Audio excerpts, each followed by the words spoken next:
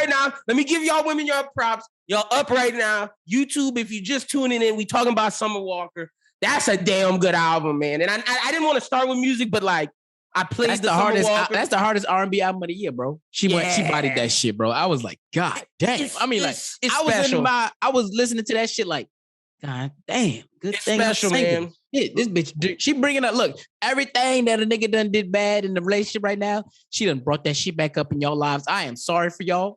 I truly am sorry for your relationship niggas out there. You know what I'm saying? Because I know I've been seeing these bitches drugging niggas' names through the mud last week. But I'm like, God damn, look, you don't even want to start an argument. Don't even sniff one, nigga. All right? Just go ahead and just put the pillow on the couch, nigga. Just go ahead. See, and the funny thing is, some nights when like, because I've been working like this past week, like late, like last night was the first night that I went to sleep like early. But because I got to wake up early because of the gig, some nights like, if my girl already asleep, there's no point in me walking in that room at 2:00 and my alarm go off at 4 and wake her ass up. So I have been on the couch watching TV, just chilling, nigga, late night. But that's what you're talking about. I need to get sleep though. That's a whole nother conversation. Yeah. Sleep management, you're bugging out. Like, but it's rough for niggas right now, boy. Them captions are out here. But like you said, she was so vulnerable on that album. Facts. That like it was for her benefit, man. Like it really was. And it's no disrespect to Snow Allegra. I love the Snow Allegra album, but this album's better than that. I love the Jasmine Sullivan album, but this album's better than that. Like, and I don't think her did anything near what those other two ladies that I just mentioned did. So like, unless SZA about to drop some like crazy gas, Summer got this. I don't see SZA doing that. Me neither. That shit was fire, bro. Like, yeah, it was great. At first, when I looked at it, I was like, God damn, they got me listening to a 20 fucking song bitch album. But I'm like, we gotta be on the culture, bro. We gotta be up to date. I was like, I already know she was gonna be in her field, but there's some good quality music on that shit. I'm not gonna lie. And like you said, her vulnerability was what really like sold it home. Cause like we've been talking about it since the pandemic started. You can't give us no service meaning shit no more, nigga, because we stuck at home, nigga. We need to dig deeper as artists and bring us something else. And this is what she was going through, yeah. Like she literally put her life to the paper, bro. And she's saying that she might not do this no more. I get it. Like I get it after an album like this. Like I take your time, Summer. I understand. If you don't want to ever make an album again, cool. You made enough money. Because this album sold, like women love Summer Walker. And like, right. The only thing I can compare this album to is the what's that Mary J. Blige album, All in My Life? Is that the monumental one in the 90s where women was like, Mary talking about our struggles? That's what this is like. Like that's what this is like for this generation. Not saying that Summer is gonna be Mary. I don't want to put expectations on it, but like this album's really fucking good. Like even Lil Durk sounded good on this album. I was like, did we need the Durk feature when I saw the track list? I was thinking the same shit, bro. Fire. I was thinking the same shit. I was scared to click that one. Look, I gotta give some of her credit, man. She ain't put nothing on here that didn't make sense. Cardi B come and narrate at the end. I was like, ooh, I fuck with that because you know she went through her Offset drama. She was saying, "Fuck these dusty bitches." I fucked with it. I was like, look, bro, when it came in that hard, bro, with the narration of Cardi basically telling her, "Look, bro, sometimes it ain't gonna be pretty, deal bro. It, yeah. But you gotta." And after that, I already knew. I said, "Oh, this type of time we on." Okay. But see, the only thing I ain't like was the Sierra prayer at the end. I'm being honest. Yeah. I ain't need the whole Russell Wilson is my king shit. Look. Y'all could throw men in the dirt, but that nigga, I'm sure that nigga got skeletons in his closet. But hey, Russ, I hope you don't, because I want you to come to New Orleans, my nigga. We fuck with you. It was just weird to me because I was like, wait, I thought we was on a different vibe. What the fuck is this? Yeah, that was the only one that I was like, but it's at the end of the album. I get it. It's like, this is what she's striving for. Right. Like after everything she's been through. Ooh, but that nigga London name getting dragged through the mud. And he not being a good sport. See, if I'm him, I wouldn't say shit. Like, oh, okay. I was about to say, I was like, what do you want him to do? But no, I don't want him to say that. Yeah, okay. I want him to be quiet because I'm about to pull up what he said. No. I can get behind that. I just thought when you said be a good sport, what do you want him to tweet? Yeah, I ain't shit, nigga. You already know. Fuck they got so many like, oh, here we go. Fucking groupies. Like, what you? Okay, so because she called out Young Thug said, "Fuck you, Summer Walker." Right. Young Thug said, "Don't drag my name through the mud." And then let's see what London said. London said, "Oh shit, the album out. I'm just glad to be an inspiration. Keep streaming." That nigga clowning. And then he said something else. Hold on. Let me find the next thing he said. Well, he basically said, he said he not tripping that she talking about him. He's still making money off this. Basically that whole type of thing. He was on that type of time. Like, I'm on 10 songs. What y'all mean I inspired the album? This, that, and the third. How can you be on 10 songs and you ain't inspired the album? London, then he liked to think that said London on the Track was the first nigga in history to get paid off his own diss album. He said, hey, it's a fair exchange, my nigga. That nigga's stupid, boy. And then he said, I don't want credit for nothing I don't deserve. And he was like, because they were trying to say, because she tried to say he ain't do shit for this album. That nigga wrote 10 songs. Yeah, like, come on. Like, she don't have to do that. Like you already won. You put this nigga name in the mud. That first song does it. But if that nigga wrote, give that nigga his credit. But see, I don't know how that look, because can you give somebody credit that, you know, you talking greasy about? I mean, see, and that's why it's one of those things where it's like, I understand if she's like, I got to step away from the music, because like at the end of the day, you were sitting here talking shit about this nigga, but he also helped put this album together. So like, and her first album, that's the thing. Like, he made her pop. Like, I'm not up to date on Summer Walker, but from what I heard about Sean Garrett's interview on Joe Budden's pod, like, she was writing, she was like someone who was talented, but that never got a break, and then she broke randomly or some shit with that London album. So I get why I stop, and like, your music career is so tied to this guy that like, I don't know, but she could do it without him though. I think she could do it without him. Go get with Sean Garrett songs he wrote. Them shit's hard. That's true. He is definitely he killed that shit. Underrated songwriter of our generation. That's a fucking fact. Like, I think she could get with Sean Garrett and Jermaine Dupri, and it could still work. It'd be different, but it could still work. She could get with Timbaland. It could still work. Go get with that Aaliyah sounding nigga, man. It would work. You know, that's the vibes. But shout out to Summer Walker. I get it if she done. If she done, she left out on a high note. She got 2 classics. Is she okay? So going out with 2 classics, legend status. She up there with the R&B greats? If she don't make another album again? No. Damn. Because the thing that makes you a great, longevity, remembered. Yeah. And it will only be remembered for the London dish. Yeah. It'll be it's a moment right now. Everybody but I don't know. who's between 36 and 16 right now would be the only people that remember her. Yeah. And the rest of the world won't. That's a fact. Damn. Summer, keep going, man, because you could be special. But like, if you stop now, you still got 2 classics. That's hard. Not many niggas got 2. And we might forget about it. My damn stuff. You know I think the first one gonna stay longer than the second one. Even though I think the second one's better music, I think because the content's so tied to it's tied to him, but it's tied to a situation. So I think that situation will always be relatable. I don't know. It's a weird situation. It is, but yeah. Shout out to Summer Walker. Let me introduce the pod, because we just started in on that. Shout out to the YouTube. Shout out to the SoundCloud. This is the BrosWhoThink Podcast, episode 216. I'm your host, Mr. Lindenberg, a.k.a. Youngboy D-Wits, a.k.a. the People's Champ, a.k.a. Beard Gang is in the building, joined by my guy, Mr. Brooklyn. Brooklyn, how you doing this week, nigga? It's good, bro. Since the last time we talked, man, my ass wake up every morning at 4:45 on the dot. This shit is crazy. This shit is killer. Midday naps are a real thing. Oh, that's a fact, bro. I used to be napping like a motherfucker and worked overnight. I don't know. I mean, I think about it all the time. Like, you know, when I start to look for a new job next year and shit like that. And I'm like, I'm not sure, Lynn, but working overnight again may be a brother's deal breaker. I may be like, nah, nigga, I ain't coming. So you're not doing the night shift no more?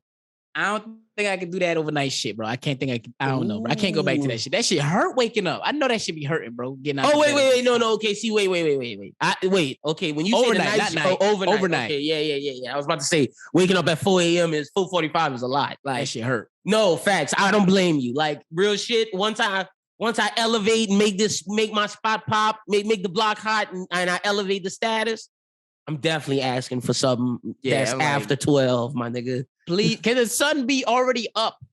Because like, but I will say the benefits of it is that like from like 8 to like 1 before I clock out, I could get a lot of shit done.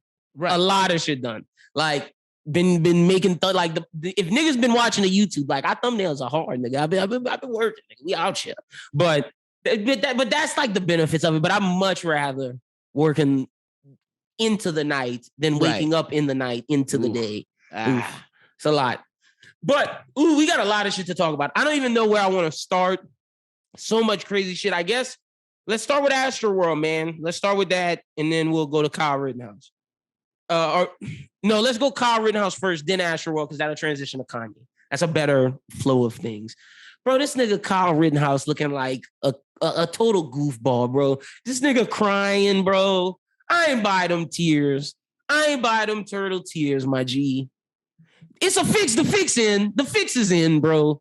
That judge being nice on the stand, got the Trump music playing in the ringtone. That's crazy.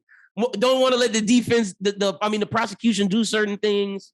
Jury almost completely white people. Listen, man. And old white people. As soon as I seen that motherfucker, I was like, they finna let this nigga go. They finna let this nigga go. I already knew it. But he wasn't even ad-libs. He was just, I don't even know what that nigga was doing. He don't even know how to fake cry. Bro, and that's literally what I was saying. I was like, this nigga don't even know how to fake cry. You supposed to be practicing this shit in the mirror, nigga. If you was gonna pull this off, you supposed to be in the mirror practicing this. What the fuck is fact. This? His face was doing. He was doing so many crazy things. Nigga, I would have been. The funny thing is, you say like a mirror, nigga. I'd have been like an actor every day. I'm looking at myself, nigga, cry, and I'm thinking of things that could trigger my emotions to make me cry, and we gonna figure this shit out before I get on that motherfucking stand. Cause like he knows that his trial is national attention, bro. Like it is. If I'm trying to win this shit, bitch, I'm trying to win a motherfucking Oscar, right? Yeah. I'm in that bitch tearing the fuck up. He should have at least had some waterworks dropping, he should have got the one tear roll, like something. Nothing, bro. It was trash. But I was like, what? Yeah. I seen the judge being all nice and shit, and I was like, oh yeah, they finna let this nigga go. He finna just. And then defendants usually don't take the stand. They usually keep their Fifth Amendment to waive it. It's a little weird. It's like, maybe they know the fix is in. If this nigga get off, it's gonna be a lot. It's gonna be a lot. Let me just prepare y'all on the internet. If this nigga gets off, it's gonna be a repeat of everything around the Trump shit. It's gonna be a lot on the internet. Kenosha is gonna just be in fucking flames again. That's what's gonna happen. They're gonna be right now. They're probably gonna find another one. And don't let Ahmaud Arbery killers go free, because that trial's happening low key. Like, niggas not talking about that. Well, that's because when they did the jury selection, it was 11 white people. And the crazy thing is with that one, I don't know if you heard, one of them people who said it, they was asking him a question. He was like, oh yeah, we trapped him like a rat. I was like, whoa, put this guy under the jailhouse. Like, crazy. So it's a lot of shit going on right now. We're gonna see. And old Sleepy Joe still ain't doing nothing, bro. I saw Sleepy Joe promise something today, and I was like, this nigga's just broken promises. I was just like, what is this nigga doing, bro? And nigga said, oh yeah, I'm not giving $12 hour jobs. I'm not giving $15 hour. We getting $45 an hour with good benefits and whatnot, jobs that cannot be outsourced. I was like, where, nigga? Where? Who's gonna pay? Doing? He said we want to bring the middle class back. What are them niggas building pyramids? How they getting $45 an hour, my nigga? Right. We ain't about to be paying unskilled motherfuckers. Look, shout out to all y'all niggas that be out here making my motherfucking burgers and sandwiches and shit. But look, you ain't finna get $45 an hour out of me. Look, you put yourself in this bad predicament, all right, nigga? Broken promises. Joe, take away the student loans, nigga. Do that first. Right. All that other crazy shit he trying to get accomplished. And the funny thing is, whatchamacallit? I just blanked. Where has old Kamala been? She been missing. I ain't seen her in a long ass time. She been missing. Super missing. Don't know where she at. Crazy. So, that's just been really going on in politics. Kyle Rittenhouse probably gonna walk. Just letting y'all know already what it looking like. And Ahmaud Arbery killers bet not walk, or two cities. They're not gonna walk. They're not gonna walk, but I think they're gonna get a slap on the wrist. I think they going to jail. I think, yeah, that's what I'm saying. But it won't be for long. I think. What Kyle, you think? 10 years? I think. Yeah. I think max. Yeah, they getting 10 to 15. I think Kyle getting like house arrest. I think they're gonna put Kyle in like a mental institution or some dumb shit. Yeah, I can see that too. And then why was the prosecution trying to blame video games? It was like, You play Call of Duty. I was like, y'all just really just going, nigga, I ain't never thought, let me go just drive over niggas because I drive over niggas in GTA. Like, right. That's what I'm saying. That's why I was like, as soon as I seen that, I was like, they gonna put this nigga in a mental house. He gonna be out in 2 years. Yeah, they like, bullshit. He gonna pass whatever certification he gotta, whatever classes he gotta take in the home or the hospital, blah, blah, blah. He'll pass it. It'd be reevaluated and let back into society on some bullshit. Yeah. Oof. Yikes. Fuck that dude. Fuck Kyle Rittenhouse. All right, let's get to Astroworld, the other sad story. Then we can start telling jokes and shit. Yo, Live Nation is fucked. Super fucked. Hey, let me say this, because a lot of niggas, there's been a lot of arguing. And I'm not talking about the arguing on the Travis Scott had a portal to hell. We gonna laugh at them dumb fucks in a little bit, because you niggas out here reposting that shit saying y'all niggas is clowns. I know some of y'all know me personally. You niggas some clowns. I would tell y'all that to y'all face. Y'all some fucking clowns. We gonna get to that though. Because that's the funny shit. We're not doing the funny shit first. Yo, I'm just letting you know I got information from someone who was at Astroworld. He was there. My homie was there. He was in the back, because when I saw his pictures, I checked on him. He was in the back. But he did say Travis did check on the crowd multiple times. So for everybody that's like, Travis should have stopped the show, Travis should have did this, he said Travis did check on them multiple times. It was reported by CNN in the documents for the Live Nation thing or whatever, that only 2 people were allowed to stop the show for any type of serious situation. It was the event coordinator and one of the producers for Live Nation, i.e. Live Nation is fucked. Yeah, Travis is paying funerals, but I don't think he having to pay the millions of dollars for what these people about to get for their lives lost. And look, let me say prayers to the families, to those people who lost lives. And never would I expect when I would go to a festival to lose a life. That shit is crazy, because I've been in a fucking crowd where, bro, I was in there and I couldn't feel my legs. Like anytime the crowd would move, your body would move. And I could not feel like I was walking. That was at ACL. When I went and watched Drake, I had to stand in that crowd through 21 Pilots, A$AP Rocky, all them niggas to be in the front. And boy, I thought I was gonna die. Like, no, legit. I understand how it's possible. Like, you have no water. Fucked up. You can't go get water unless you go lose your spot. And then walking out of that bitch is a monster. Like, I haven't been to a festival in a long time for that of like how serious those crowds are. Right. And see, this is my thing, right? I'm a small nigga, right? I would never, in my small time of living, think at 14, let me go to the front of this crowd where all these big sweaty motherfuckers is at. There's no way in fuck I would have even thought about doing it. I'm in the back. Boy, I'm watching them bitches on the screen. You know, they got the screens all around the place and I can see them big. I'm watching them like that. I'm bobbing in the back. Ain't no way in fuck I would have been up there, bro. Hey, I'm blaming them, that 10-year-old's parents, bro. I would never have my 10-year-old at no Travis Scott concert. I'm sorry. I don't give a fuck. At a festival. It ain't even a concert, bro. If it was inside an arena where they can sit down, seated. Yeah, you're right. I'm with it. That's a little more acceptable. I'm not letting you go because and see, maybe that's older parents not knowing what festivals are. Maybe that's being dumb. Older parents? Ain't no older parents. The older parents are the ones, are the people that died, you know, God bless their families. Of the older people that died, they were like 30-something. I mean, they were like 20-something, mid-20s. The older people that died. Yeah. Right. Those are the older parents. That fucking 9, 10-year-old, 14-year-old, they ain't no fucking old parents. They got some dumb-ass parents. Them dumb millennial parents clowning. You been to a festival, nigga. Why would you let him go up there? I would never let my child go to no festival until they was 18 years old, my nigga. I'm not even go to a concert. You can pull up to a concert. Like I said, and that's what I'm saying. I went to concerts in high school, but like you said, they were at arenas, and I was never on the floor either. I was always seated somewhere. I didn't get on the floor till I was like, shit, till I paid for my concert tickets, nigga. Right, because at that point, I'm risking my life. Yeah, that's a fact. Well, R. Kelly said, I'm fighting for my motherfucking life. Hey, bro, I felt so bad for them people, bro. That's crazy. I could never imagine being trampled, and like that's how you go out. I don't know if I believe with the rumors that niggas was running around injecting niggas, and I knew that was bullshit from the jump. Yeah, I don't know if I'm buying that. I was like, there go TikTok. I said, there go them TikTokers out here. No, the cop said that. One of the cops said that. That nigga goofy. He was just trying not to get in trouble. That's what that was. He was trying not to get in trouble. Everybody was trying to pass blame. Yeah, I already knew what that was. As soon as I seen this, the security guard said he got poked up. Yeah, got a little prick in his neck. If you don't go sit your I don't want to get trouble ass down. Like, I knew he was trying to pass the blame. I knew he just didn't want to get in trouble because he was probably somebody. Hey, that cameraman in trouble, bro. Who was running up to like, stop the show. Stop the show. And that nigga was like, get the fuck out of my face. He was like, I gotta film. He pushed them niggas down, bro. Shout out to that girl and that dude who was trying to save lives. Yo, that cameraman, I know that nigga's sick.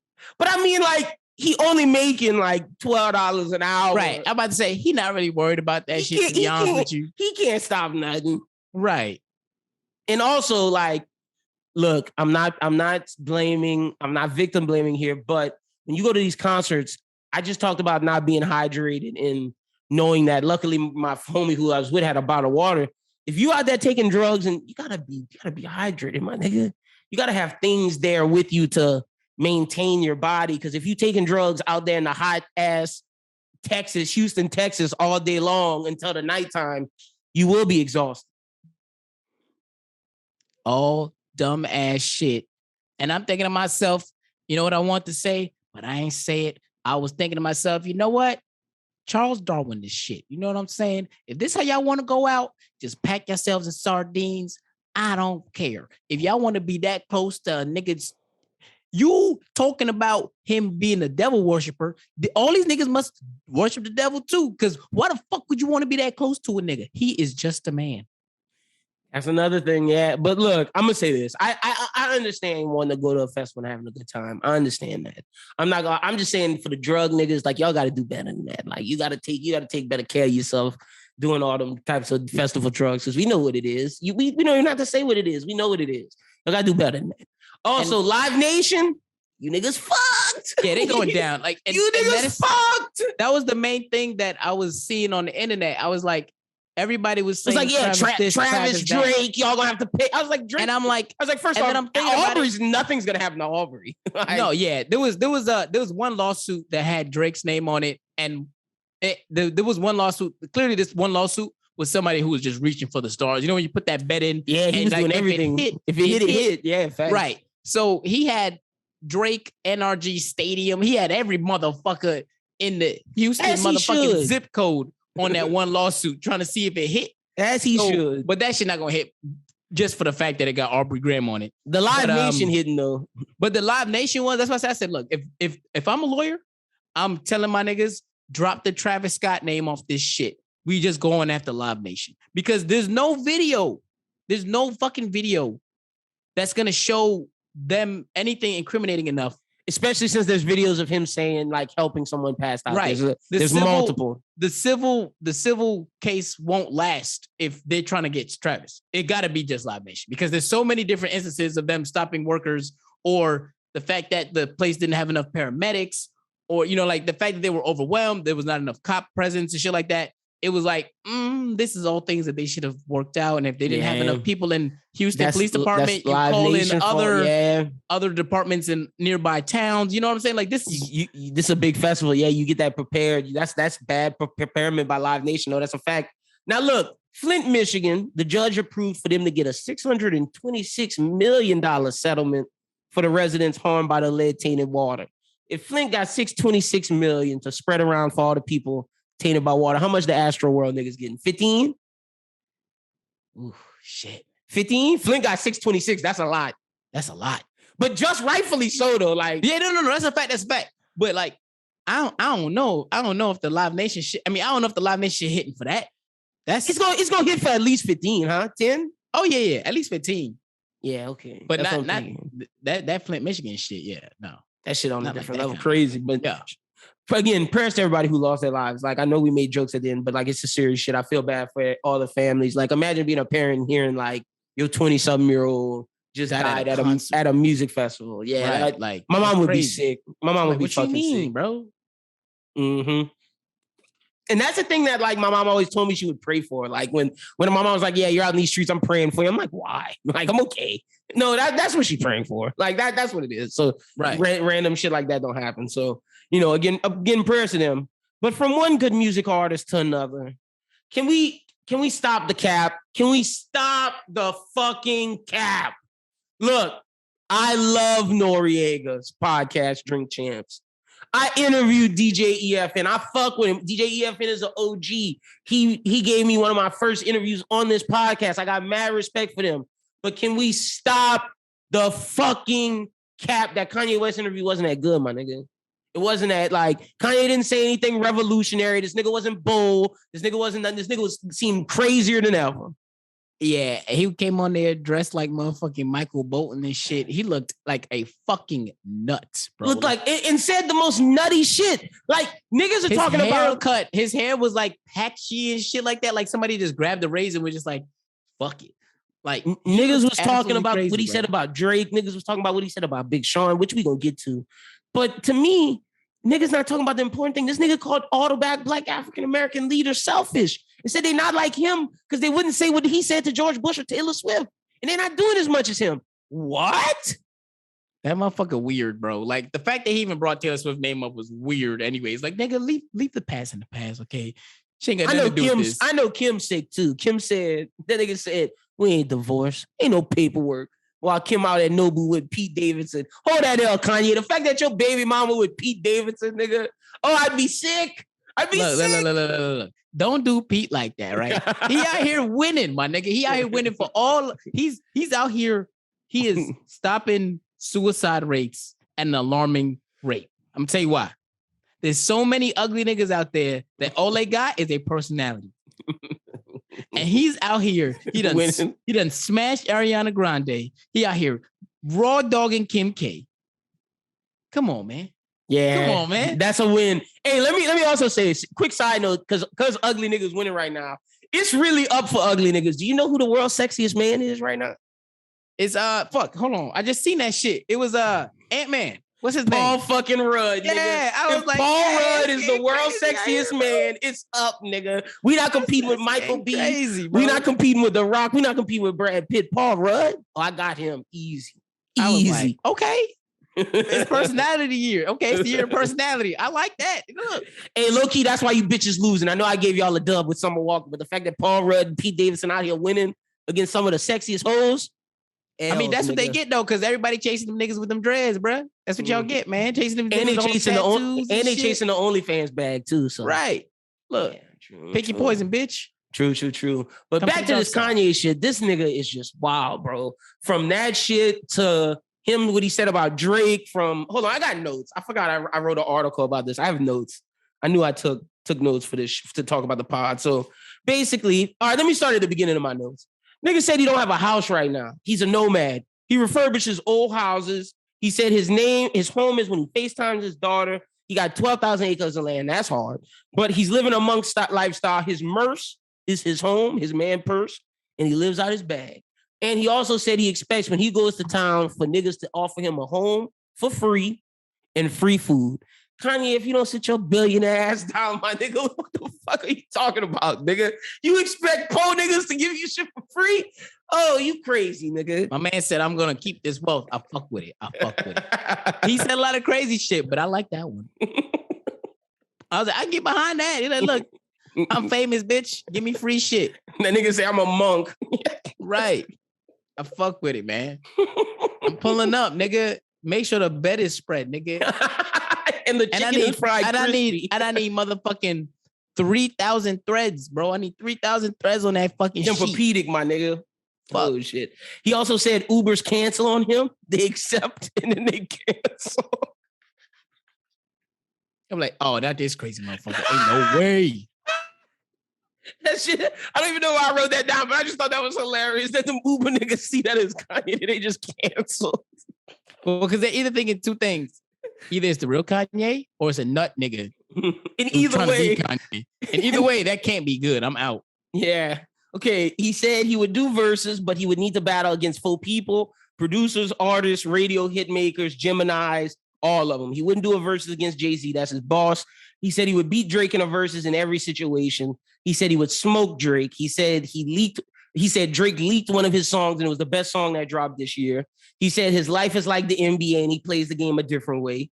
He says Drake disses like war. He said the nigga live 5 blocks from you, DM every girl in your family, all your homies' girls. He said, this nigga is crazy. It's professional rap, though. He releases bars that only him and Drake would understand, that Drake does. He said that him and Jay Prince were discussing all the below the belts. He said he bit Drake ear like Mike Tyson. He said Drake pushed back to his release date because of him. He said he did love Drake, and Drake is the most important artist to hip-hop culture besides himself.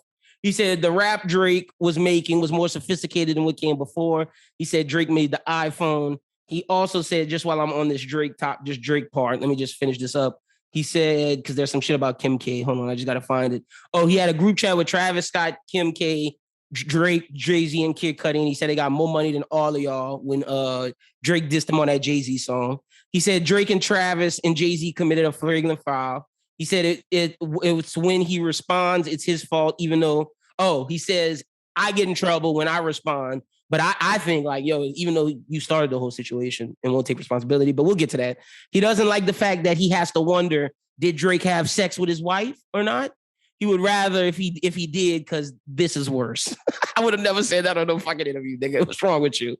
I mean, he got a point, bro, to always wonder. He said he hated. Bitch not gonna tell you the truth.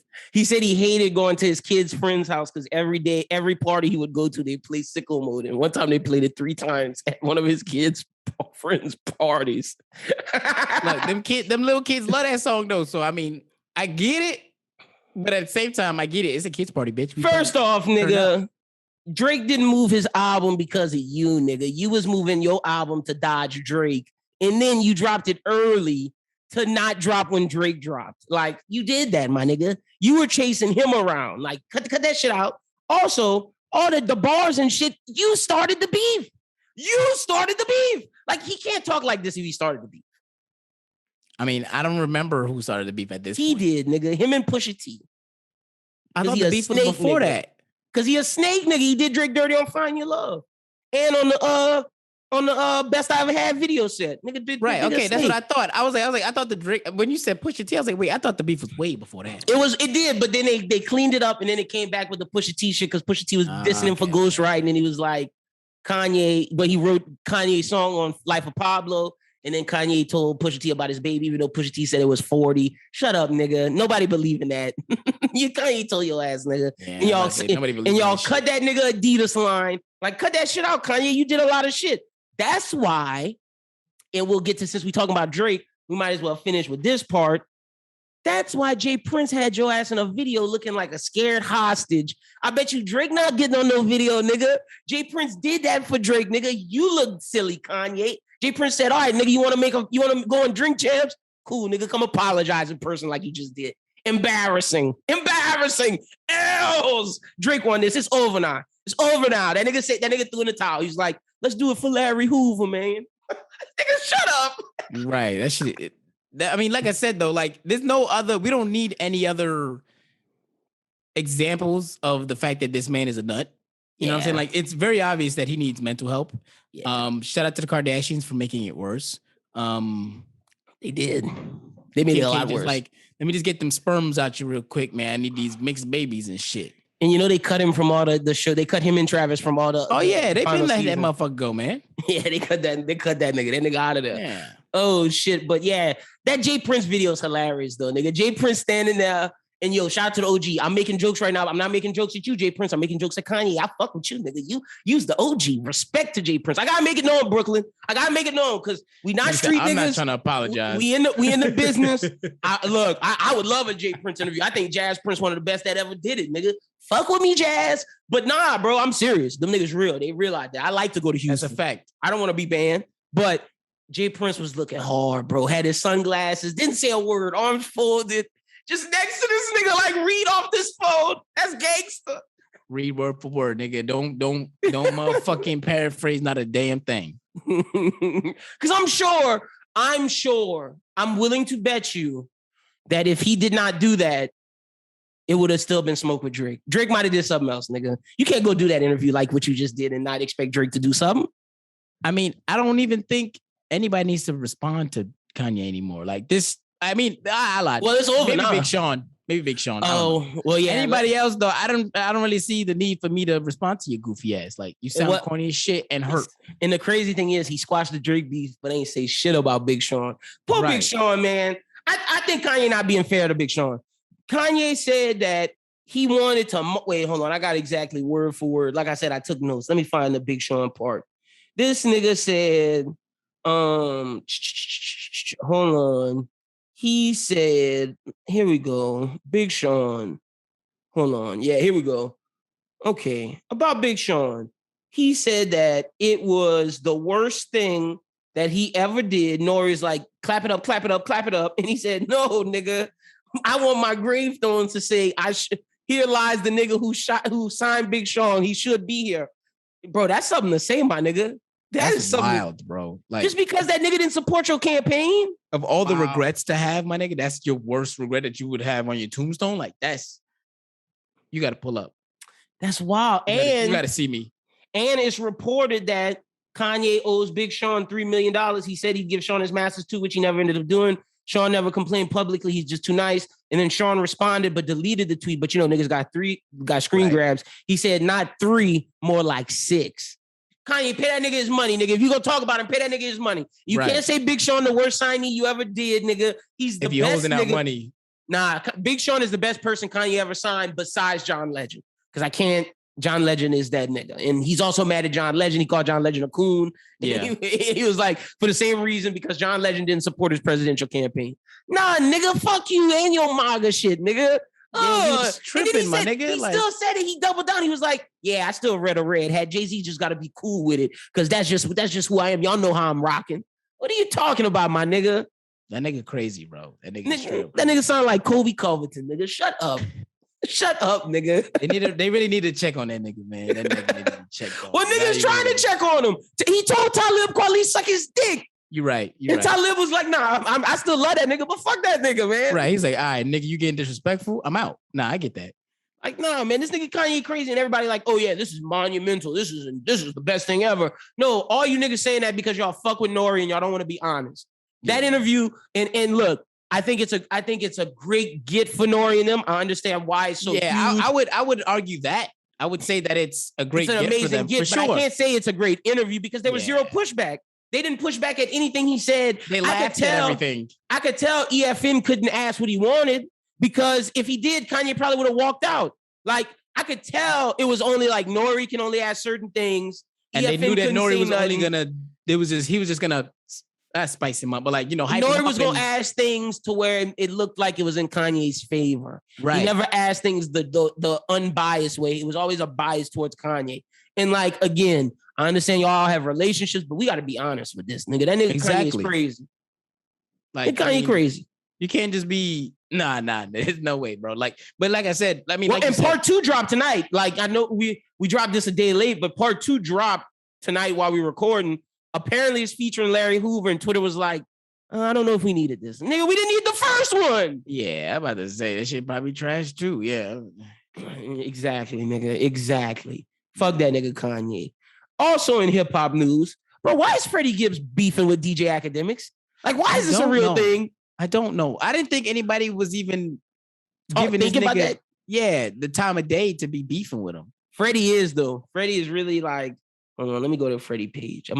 I didn't screenshot the tweets because I didn't seen a couple of the tweets, and then I kept it pushing because I was like, oh, okay, he's just mad at Academics. But he's serious, nigga. I didn't think he was like ready to smoke the nigga. So he did say, oh yeah, I forgot he did say that tweet about how he wanted to smoke Academics.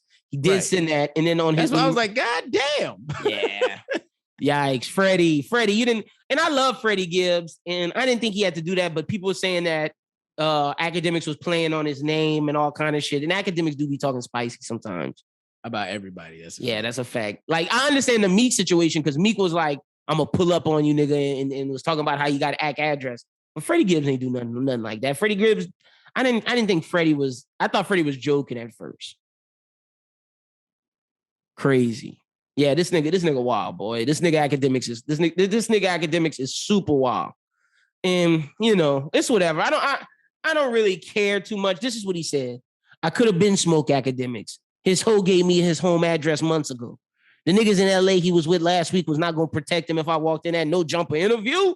I know all of them. God got bigger plans for me. But when I get bored, I'm back on your ass on VL. I'm not going to say what VL is because look, I'm a civilian. At first, I was like, I mean, I understand. And like you said, he be talking spicy. But like, that's at this point in his career, that's all academics can do. And they said that academics was on no jumper calling Freddie a broke nigga. He got more money than Gibbs and these rappers. It was unprovoked by academics to do that, but Gibbs didn't have to go that far. But I understand defending yourself. But man, I like you have a great episode with Brittany Renner, but you double down and do dumb shit like this. I get you trying to keep your name popping, but like let the work speak for itself, my nigga. He don't think like that no more, bro. He don't. He's damaged, bro. He only feels like when he's beefing with somebody is when it's at its best. Yeah, that's a fact. It's a shame too. It's a shame. All right, before we get up out of here, nigga, you still watch Pornhub? I had to wait till we was deep in the episode to bring this up. Just answer the question, yes or no. I mean, nigga. It's one of the sites that I browse. You fuck, but like nigga, video porn is kind of whack. Let me just be honest. VR, nigga? No, nigga. I'm on old school picture game, but on these Reddit threads, nigga. Shout out to Reddit, nigga. You go to like r/plast. Well, I will say Reddit do got some fire. Yeah, that's a fucking fact. They got GIFs. They got videos on Reddit. Yeah, no, that's a fact. It's like amateur shit. I'm telling y'all. Somebody had forwarded me one time. I was freaking one of these freaky gamer bitches. She sent me a Reddit thread, and I said, "Hold on, Reddit is fire, nigga." I'm trying to put niggas on, and I know niggas will say, "Oh, you late, nigga, you late." But I just finally got the confidence to talk about it on the pod. I've been doing this for a while now. Them Reddit threads is fire. I was just confused. I was like, "What this nigga talking about virtual reality?" I was confused for a second. I was like, I don't fuck with Pornhub. Like, nigga. I'm thinking to myself, like, this nigga got the goggles on. That's a whole different experience. Let me say this: when Meta drop, it's gonna be real, nigga. When Meta drop, if I can get my fuck on virtual reality, that should be crazy. Bro, ain't no way in fuck they get my information. I don't trust that nigga no more. I'm finna be old man. He be like, share this on Meta. I'm like, let him get the fuck off that thing. Bro. Nigga, I'm gonna be in the virtual land. Nigga, my avatar. Nigga, what's wrong with you? Fuck yeah. I've been waiting for this forever. Be copying our fucking they gonna have our motherfucking avatar stealing shit. Come on, man. I've been waiting for this for forever, nigga. You can go in that world and do anything. You saw Ready Player One, nigga. I could be Batman if I want. I'm good, bro. I'm not trusting that shit, bro. Fuck out of here, bro. Nah, no way. Zuckerberg not give me that easily, bro. He not about to spice shit up and think I trust him again. No. That's funny, nigga. Oh, shit. Yeah, no, I feel you on that. I'm going to be on Twitter exclusively. I ain't fucking with him. You doing Twitter Blue? You paying for Twitter? For the undo? Nah. Yeah, that nigga Jack Wallen. It was a smart idea. I pay for the undo button. But yeah, I'm not in a point in my life where I'm about to do that. You can upload 10-minute videos. Like, yeah. I'm okay. Maybe later in life we'll do it, but not right now. No, sir. No thanks. I like where his head was at, though. I like it, but I'm not paying for it. Nigga said, Zuck said, I'm doing virtual. Jack said, 10-minute videos. Nigga, here you go. Say, go back to the drawing board, bro. That's not the best thing you could have came up with. Because like you said, niggas don't trust Zuck anyway. Right. So it's okay for Jack. Jack killing it. But back to other shit. Yeah, so the Reddit threads. Let me let y'all know. r/plast. Look it up. Great stuff. Great content. Also, you participating in No Nut November? No, you got me fucked up, bro. Yeah, thank you. We're too old for that. I was on somebody's words exactly. I was too old for that. Shout out to my guy. I don't know if I should say his real name because he don't say his real name on stream. I would say his stream name. Shout out to my guy Cash Carbon. I went on his show earlier and we was talking. He was like, "Yeah, I haven't done No Nut November yet. I haven't nutted yet. I'm still participating." And somebody in the comments was like, "Nigga, stop." I was like, "Yeah, bro, we too old for that, bro. I got to get my release. It's healthy for men to do that. We got to get it 2 times a day to keep the blood flowing, to keep everybody cognizant. Because you don't want to. There's a difference. If you backed up, you make bad decisions. Think about it, nigga. We always talk about post-nut clarity. You can't do No Nut November because you're gonna be making bad decisions. Look, if I think niggas was capping anyways, because they know ain't fuck all these niggas is doing No Nut November and the crime rate not up. Hey, I'm killing niggas, man. Ain't that nah, bro? fuck, man. Nah, no way, bro. These niggas just saying that they doing No Nut November, bro. Cause like I'm gonna be irrational. I'm gonna be irritable.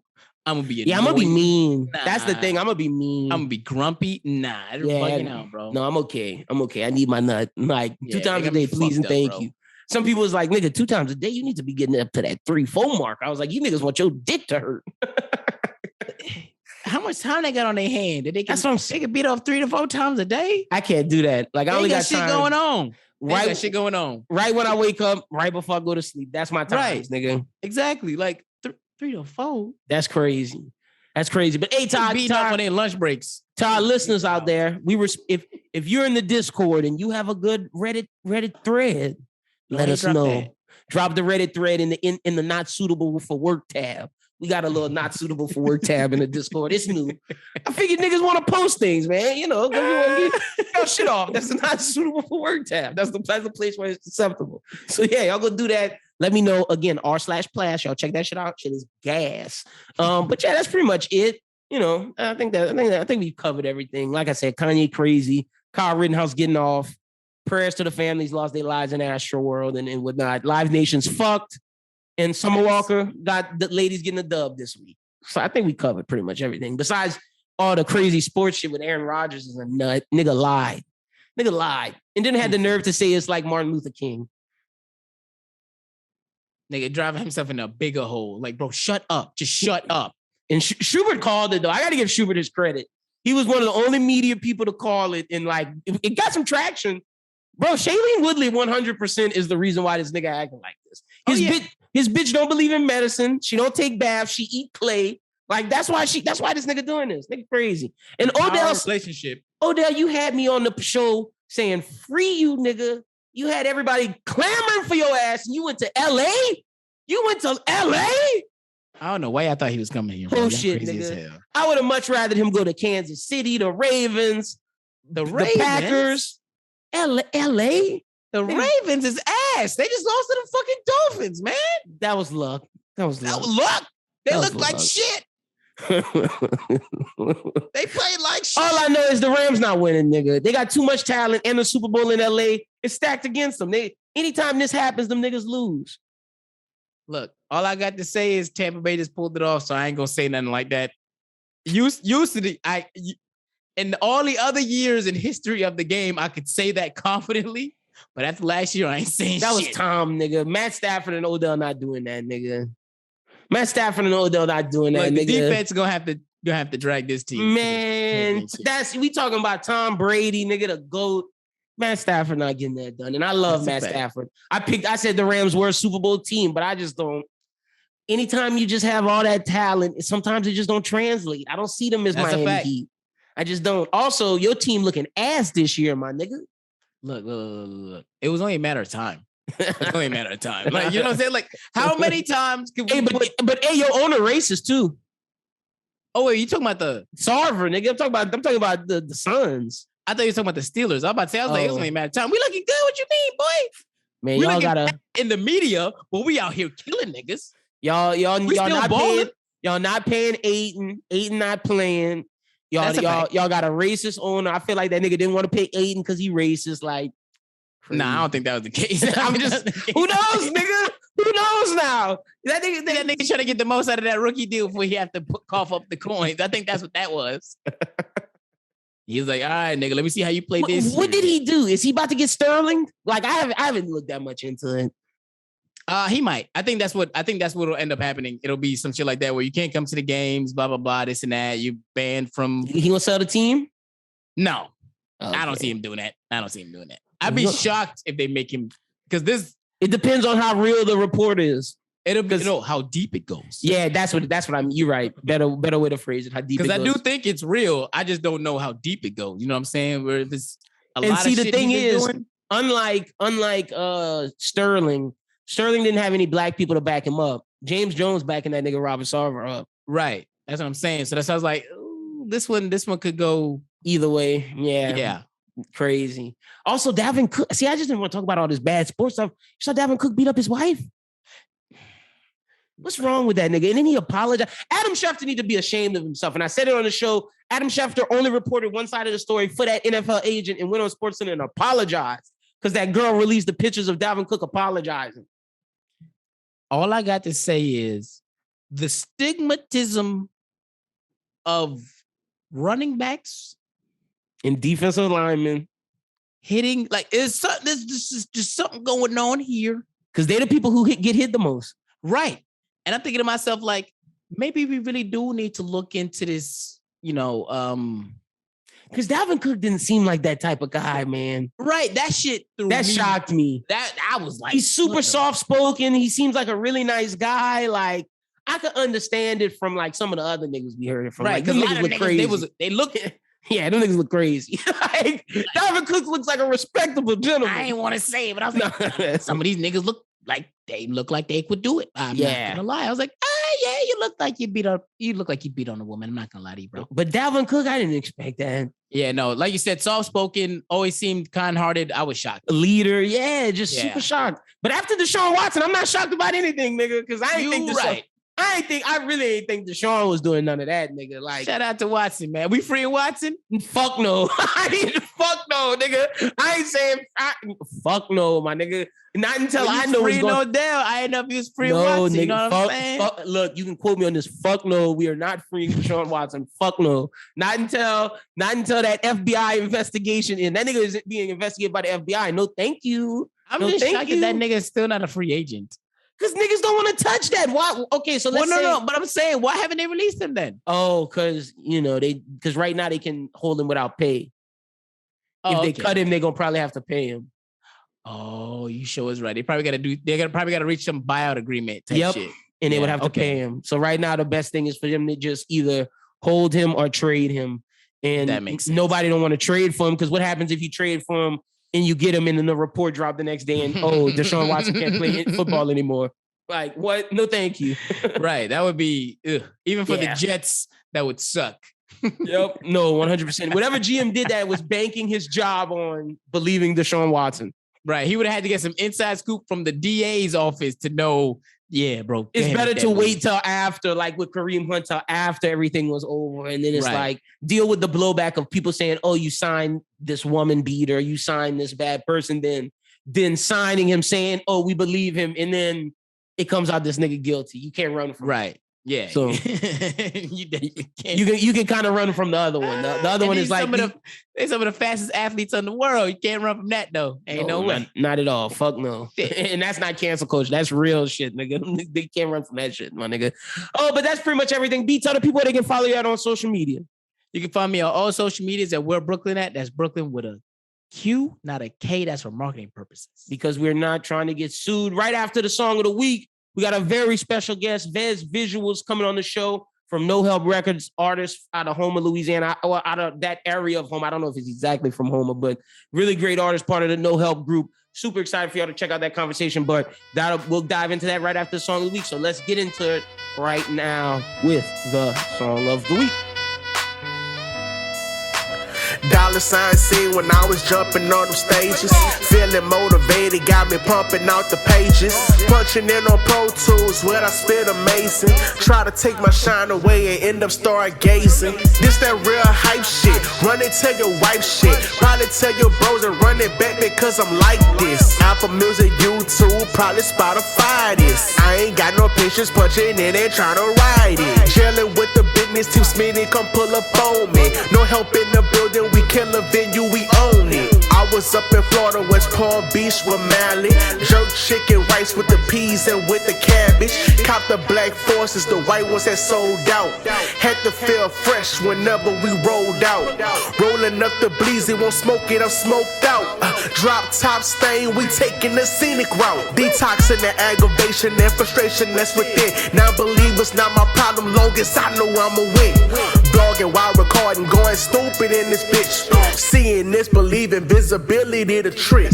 Shout out to LC, his production got me lit. Drop a song and edit me a vid, grind, never quit. See, I clocking at my office, and to me that's pretty lit. If I don't put in the work, then I won't see the benefits. Broke and never fussy, it's just funny to the rich. I remember I couldn't buy a spicy chicken for a chick. I ain't ballin', but I'm better, and I thank God for that. Remember that I had to drive, but I ain't had a car for that. Money is the motive, niggas go to war for that. Really slang them raws for that. Better duck, protect your head. Precision with my lyrics, when they hit different. Colliding with the bass and the snares, it get vicious. Out of touch with niggas, I don't feel it. Word is they fuck with Ves, X about me, I come highly recommended. Time is only in the mind. You tell yourself you're tired, you're gonna be tired. I don't get tired. Who they want, Ves? Who they want, Ves? Who they want, Ves? Who they want, Ves? Who they want, Ves? Who they want, Ves?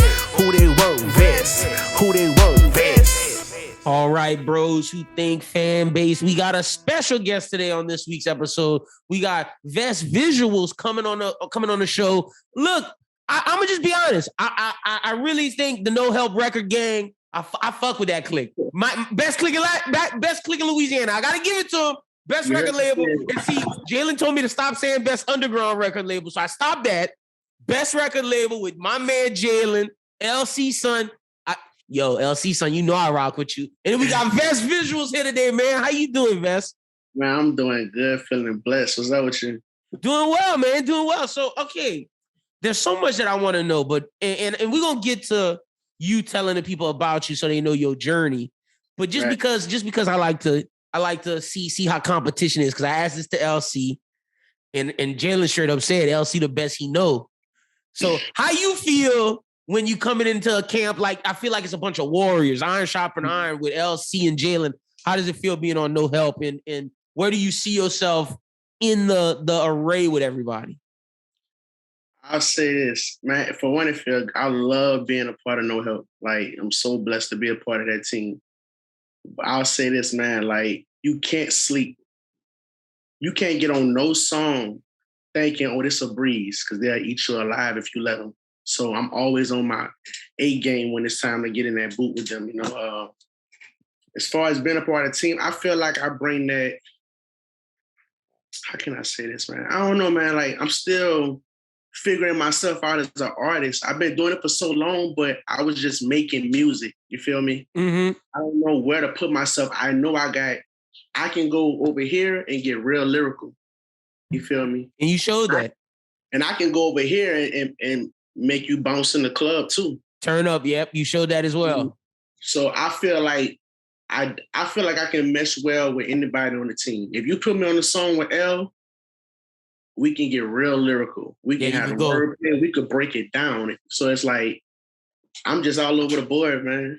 You the versatile one. I rock with that because it's true. Like, you had real, see, and the thing is, and this is what I like about it. Like, you can get in a world, but then you can also go in your world where you got songs that sound hella Louisiana, but you're not trying to go for that bounce. Like, that's the crazy thing. Like, the lyric, and when I say you're not trying to go for that bounce, I'm not talking about how it sounds. I'm talking about lyrically. Like, lyrically, you saying more than the average Louisiana, you know, that jig. So it's versatility. That's what I like about you, Ves. But let's get into it, man.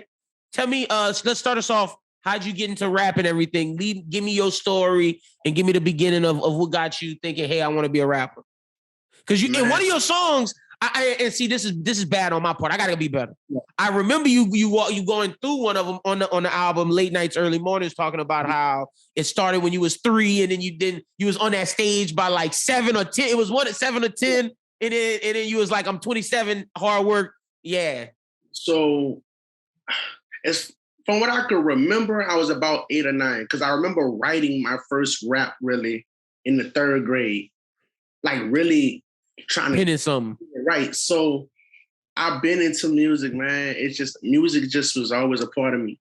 So I've been rapping. I was rapping before it was cool, if that makes sense. Like, it's always been cool, but before everybody felt like, well, I could just be a rapper. Yeah. Nah, like I had a deep passion for this. Like if you wanted to go outside and go ride bikes, and I did that, but if you wanted to go outside and ride bikes and play ball, like my idea of fun was rapping on my karaoke machine on a cassette tape from the dollar store. So like that was exciting to me. You feel me?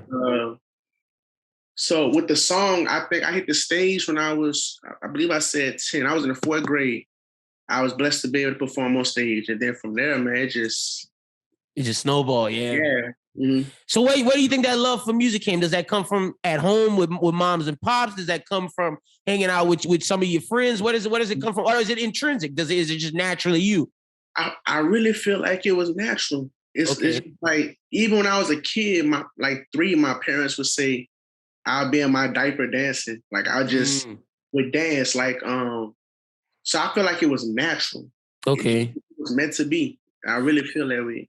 So we get that it's a natural drive from you. So you start writing, you write your first rap 3rd, 4th grade, but when do you hear rap that's like makes you say, oh, I want to rap? Like who do you hear and what triggers like, okay, all right, I like music, but this that shit right here that I want to do, and that leads you to penning that song?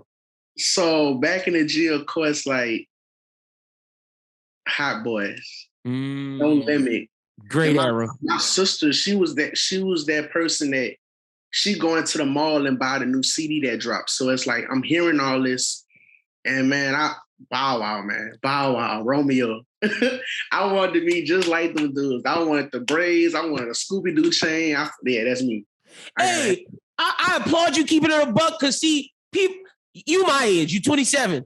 People our age, bro. 8 now. 28. Oh, happy birthday, bro.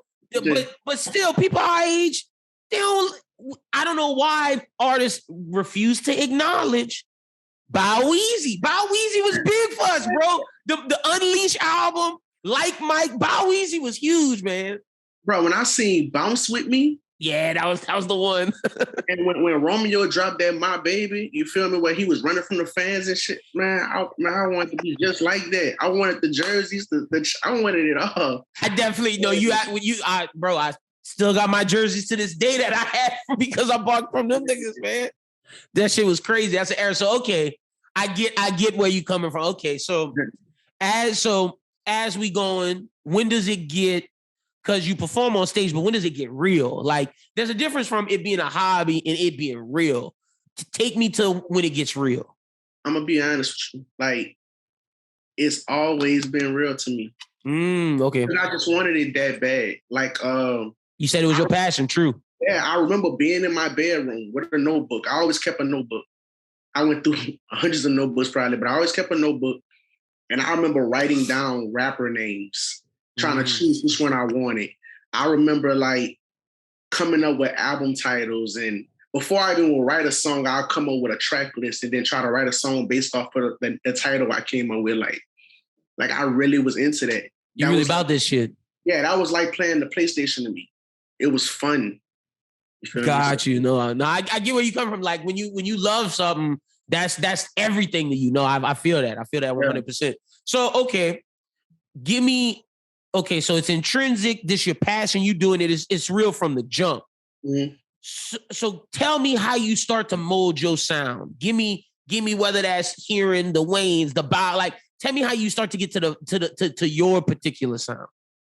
And that's where it's. So it's like throughout my career,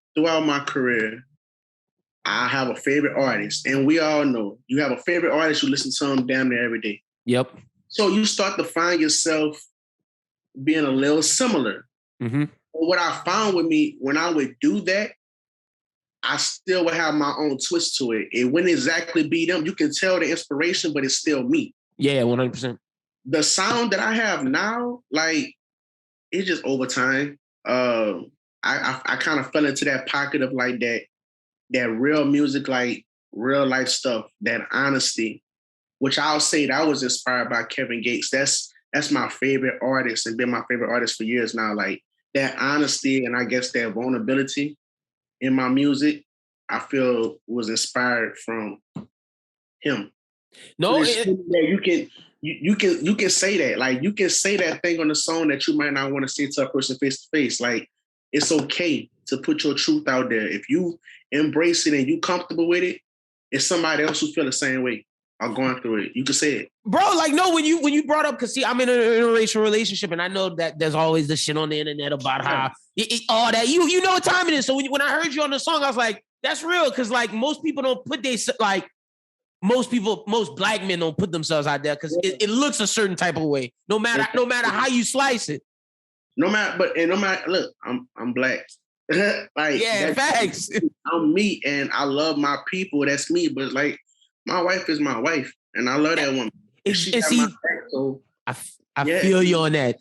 Just because, like you said, you love your people. I love my people. Just because who I love don't determine like my love for my people. That don't change shit. That don't change a damn thing. That don't make me less black at all. I love my wife, and that's the woman that had my children, and will have another child or more children for me. Like that's the love of my life. So yeah, I feel you. That, you know, that was just something that instantly I caught when I heard you rapping, because I was like, okay, yeah, he getting vulnerable with it. And it was perfect on the outro how you coming out. So I thought that was dope. Now, what made you choose the name Ves Visuals? Get into that. Because I see the camera on there. Yeah. Jalen told me you're a videographer. Talk to me about it. So when does that come in with the music? So I've been doing videos for a while, but it was just like for me, like just learning. Like, so it goes back to the music because I was so into the music, I gained an interest in graphic design. You had to pick up another tool in that belt. I feel you. I wanted album covers. I thought they were cool. I wanted music videos. I thought they were cool. So I became interested in doing it myself. Yep. So I would do it for myself. And then it turned into me doing it for like friends or team members. And then in 2017, like before I got deployed, I decided, you know what, I'm gonna take videos more seriously. Like I'm gonna turn this into a business. People been telling me to do it, but I was like, nah, I don't want nothing to take me away from the music. Because I know when I get zoned in, I really focus on what I'm doing. So I just decided, you know what, I'm gonna give it a try. Yeah, it has been working ever since. It's been working since. See, that's special. And let me tell you, thank you for your service, because I'm gonna swing back to that, because don't think I didn't hear you. We're gonna swing back to that. But in terms of the videographer and getting another tool on your belt, I understand that when you need something and it's like out of necessity and then it just falls into something else. How much do you love it, like, though? Like, do you see that as something? I understand you're doing it as a business, but in terms of, do you want to be, obviously you want to be successful in the music, obviously. Yeah. But is there a goal in mind for the video side? Is it directing TV, movies, videos, whatever it may be? Is there a goal in your mind for that? There is. So I really do have a passion for videos.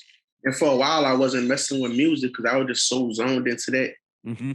To be honest with you, it'd be a tug of war at times. Just even though I know I can do both, it feel like, man, like I gotta give 110%. Like to whichever one, yeah. But it's hard to let go. I can't let go either one. You feel me? So to answer your question about the goals, yeah, I could see myself building an empire. Like I could see myself having another Tyler Perry Studios. I could see myself directing movies and just working with bigger artists and traveling the world with it. Like I really feel good about videos. You feel me? So that's special. I'm doing it. You see, and that's something to where it could be, and not to put a cap on anything, but just him in because obviously I want every artist to come on here to be the biggest artist, but could have a currency type music career, but still have this Tyler Perry type video career, or vice versa. And either way, it's a win. Right. And don't get me wrong, it's crazy you say that, because as much as I would love to have as an artist like that Wayne celebrity, I guess you could say, like, but I feel like at this point as a family man, just where I'm at in life, it wouldn't bother me to be like, and this is nothing against currency, I don't know what y'all label them, call them, whatever, but as they would say, be less celebrity. Yeah.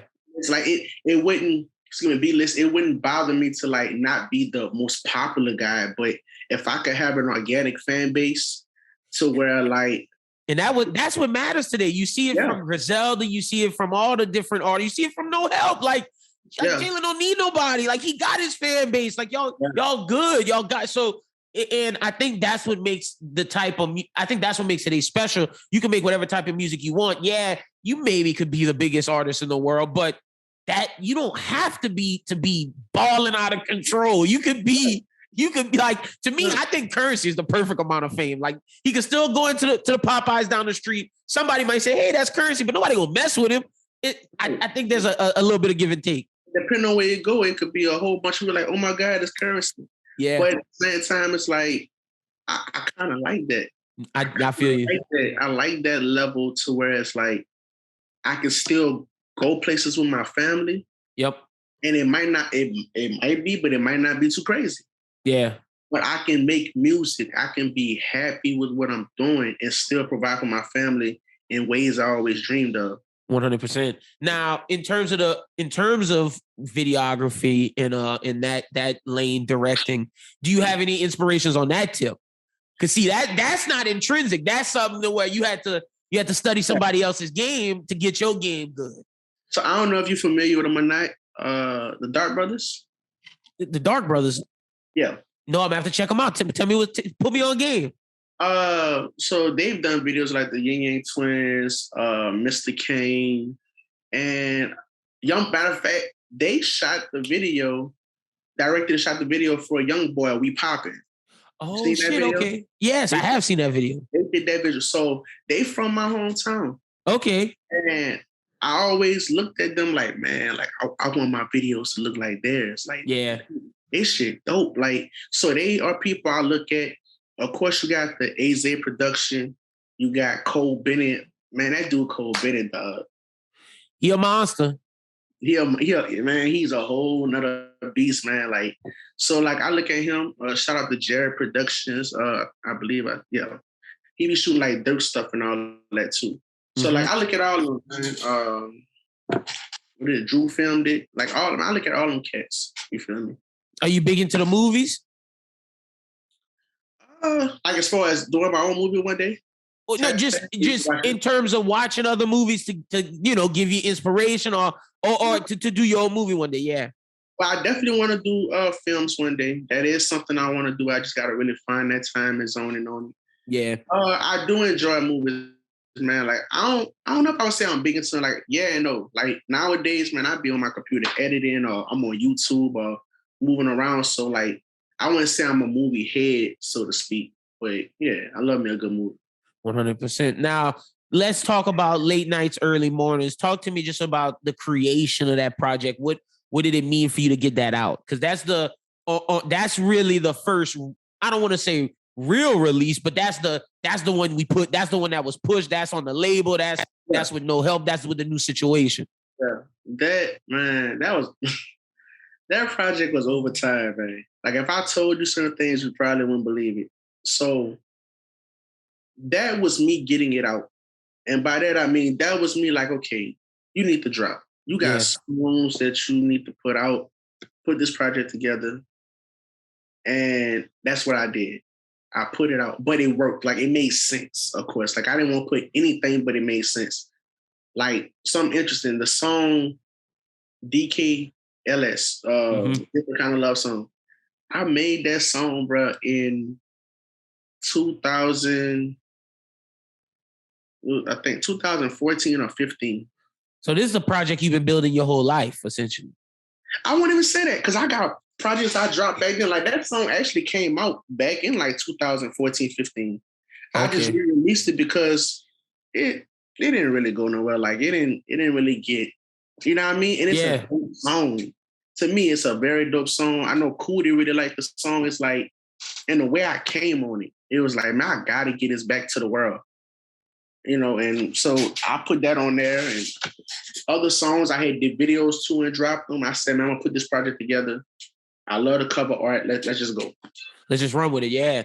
Talk to me about WC Flow 3. That's my shit. That shit hard. Man, so I already got 1 and 2, obviously. I had put out. I did a video to 2. And 3 was me. I heard the beat. Literally, I was in my office. I heard the beat. I literally made a run to the store with my wife. I'm in the car while she's in the store. I'm writing it. I get back to the office, finish it, record it, and shipped it to my bro to mix it. It was just that quick. Just like that. Yeah. Yeah. And man, I just knew. I said, I have to do a video to this. This came before the project was even really thought about. Oh, okay. Yeah. So did it, bro. And I don't know, man, like people rock with it. My kids get in the car. Daddy, they call it gold around the diamonds. It's like, Daddy, put on gold around the however they said. Yeah. My little nephew King, shout out to my bro Team Smitty, his son. He be in the house rolling. Yeah, they love that song. That shit hard, bro. It definitely connects with people. But see, that's what I mean about how your versatility. You go with that one. That's a real vibe. That's a real up tempo type record. And then you finish the album with Traumatized and Buzzer Beater, where it's like you talking just ultra vulnerability for the last two songs. Yeah, Traumatized. I wrote those verses during 2020 hurricane season. Okay. So at the time I was still in the National Guard and we were on hurricane duty. So, I kind of went into my writing bag. Mm-hmm. It was around that time a cousin of mine passed away.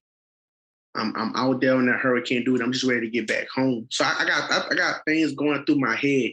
So I wrote those verses. And then I ended up coming up with the hook later, basically when I was about to record it. And it worked, man. Because, like, truth be told, we all go through trauma. Like, we'll be traumatized about something and we didn't even know we was going through trauma. We thought, oh, this is the norm. Yeah. But it's really not. You feel me? So it's like, because people think, they hear trauma and they think, oh, or PTSD, they think, oh, you went overseas and you seen people die. And like that can trigger PTSD and trauma, but like there's other forms of trauma, Yeah, like, 100%. Yeah, so it's like, I don't think people realize that that's something I'm starting, I began to realize recently, like last year, what I mean? That something can be traumatizing or cause PTSD, or it's not the norm like you thought it was. Yeah, and see, that's why it's like they always say people who live in the hood that been in the street life, they get PTSD. Women who get assaulted, PTSD from that. You can get PTSD from a multitude of things, and that's why I think that song's so relatable, because it's you putting your trauma out there and how you dealt with it, and that could maybe help someone deal with their own. Right. I know people deal with this. It's a fact. So that could be that song you turn on to help you get through something. Or that when you feel like you're going through something, you're like, okay, I'm not the only one. Okay, this is normal in the world. So there is somebody else that's faced with it. Because sometimes you start to feel like you're alone in situations. You feel that's a fact. And it just shows everybody go through something. No, 100%. Yeah. That's why I vibe with that song. Now, something you just dropped, November 7th, you just dropped this. Rise and Flow. This my shit. I rock with that song. See, I listened to the album after I listened to that song because I was like, oh, this is the newest thing. Let me just see what that sound like. And I was like, whoa, I'm vibing with this. Talk to me about that song. That one hard. All right. So that song was really just a challenge for me. When I say challenge, it's like, I'm going to do this. Yeah. Because sometimes I say I'm going to do something, I record a song, and then I don't do it. So I got up one morning and I said, okay, I'm going to make a song and I'm going to vlog the process. I haven't put the vlog together yet, but I filmed myself through that process. Went through my beats. I was vibing with the beat that L had made for me a while back. And I just did it. I punched that in. I made that on the spot. Punched it in. Once I was finally finished, sent it to my bro again.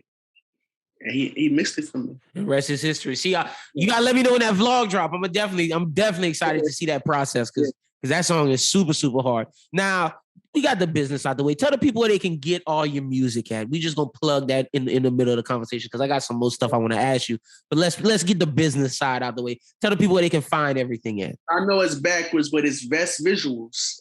You can go on YouTube, you can go on SoundCloud, Facebook, Instagram, Apple Music, anywhere music can be streamed. Ves Visuals. 100%. Y'all make sure y'all go check all that out. Now, let me ask you. You from Louisiana? I asked this to all the Louisiana natives. Crawfish or gumbo? It's a tough one, I know. It's gonna get tougher in a second too. Ooh, shit. Crawfish. All right, gumbo or boudin? Gumbo. All right, so you ain't rocking with the boudin. Crawfish number one. I love boudin, like real shit. I do, but I'm gonna gumbo. Okay, I got you. All right, so we going crawfish 1, gumbo 2, boudin 3. Yeah. All right, for sure. Where does crawfish etouffee fall in there? I'm not a big etouffee guy. That's why I never asked about it. I like it, but I don't eat it often. Me neither. I don't fuck with that shit. Like, I'm gonna be honest. That's a weak Louisiana dish. Like, I don't claim that one. That's one that when people like, whatever. I get it sometimes when I go to that restaurant, man. I forgot what it's called, man. But I go to that restaurant and I eat it there. But walk-ons, that's it. Okay. So yeah. Now, if you was trapped on an island, you get 2 albums, two either 1 movie, 1 TV show, 2 TV shows, or 2 movies, whichever one you want. What's the 4 things you bringing with you? Like you said the albums and the movies. Okay, yeah. So you get 2. You get 2 albums, and then you get 2 forms of video, whatever you want it to be. All right. So TV show, I'm gonna go with Martin. God, it's a classic. I'm gonna go with Martin, man. Movie. Man, that's so hard, bro. That's so. You can do 2 TV shows if you want. Okay. Yeah, because I am on an island. I'm gonna need some more shit. Some rewatchability, yeah, for sure. So I'm gonna say Martin and man, I got a brain for it. You gonna go action because you already got your comedy vibe, or I love comedy, so so you got 2 comedy vibes, okay. Martin and okay, yeah, I do need something to treat. So let's just go with Power. All right, solid. That's solid. So that's 2 shows, 2 albums. I'm gonna say definitely Kevin Gates.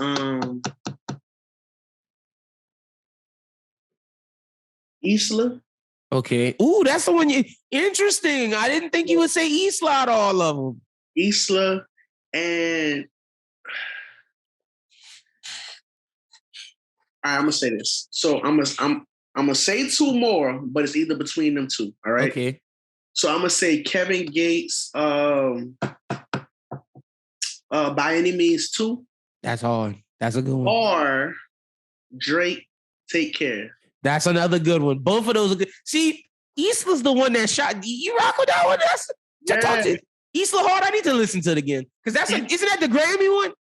That's the one that got 2 phones and really, really. Yeah. Okay. Yeah. That's the big one. That hard. Like, man, I understand. So certain albums that I hear, like they take me back, and a lot of people they take you back to where you were at that time. Yep. Like By Any Means 2. It takes me back to that point where it was leading up to me deploying. Taking videos seriously. I'm starting to take production more seriously. Like, that's a moment for you. Right. I remember being in that headspace. You feel me?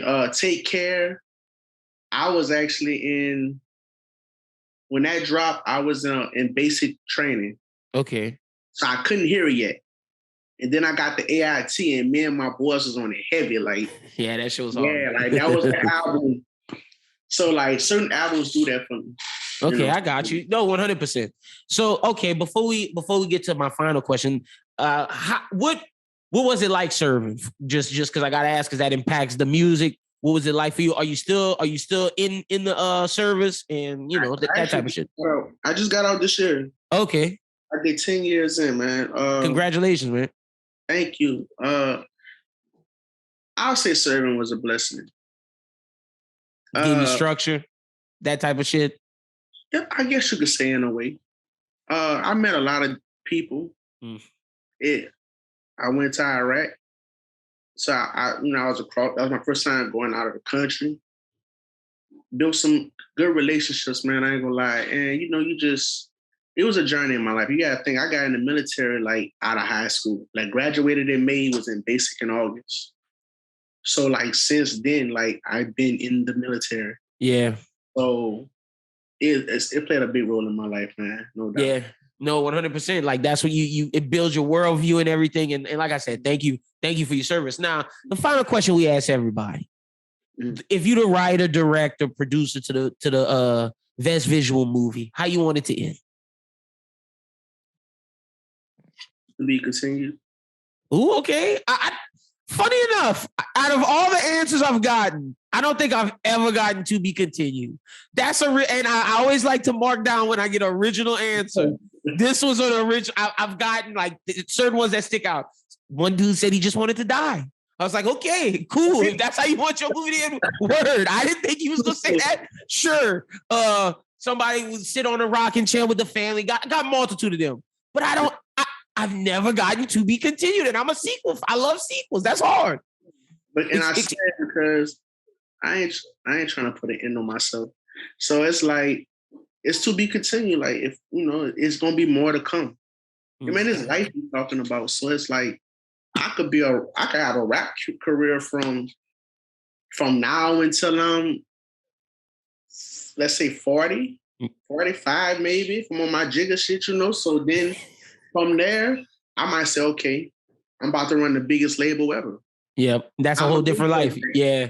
Right? I'm gonna go do these movies link up with Tyler Perry. So like, man, so much more to come. Now I got kids. I'm gonna have grandkids, man. The legacy lives on 100%. Yeah, I feel that. I rock with that. Hell yeah, Ves, man. I enjoyed this conversation. Thank you for coming on the pod. I'm glad we was able to finally link. Tell the people again where to follow you at on social media and get all your content. So all social media outlets and music, videos, anything, it's all Ves Visuals. So also, I'm gonna drop this too. I am about to drop something new. Ooh, okay. So I have a new series I'm starting. It's I say series, but it's called Spit Some Ves. Okay, you gonna be dropping freestyles? Yeah, so I'm gonna be dropping some verses and everything here and there. Of course, dropping music. So actually, that's dropping. By the time the people see this, it's gonna be out. Hell yeah! Well, y'all make sure y'all go check that out. That's hard. I'm gonna put the air horn in the background. That's fine. Fuck yeah! I'm gonna retweet that. I'm gonna put since this is gonna be out when they hear this. Send me the links to all that, and I'm gonna put all of that in the bio so y'all can. What he just said is gonna be in the description of the YouTube and on the Spotify and all that shit. So y'all can go find all of that in the description. Just go check y'all description. Appreciate you, Ves, man. I can't wait to hear what's next. And you always welcome on the show, brother. Thank you, man. Thank you for your time and everything. Shout out to everybody. Y'all stay tuned.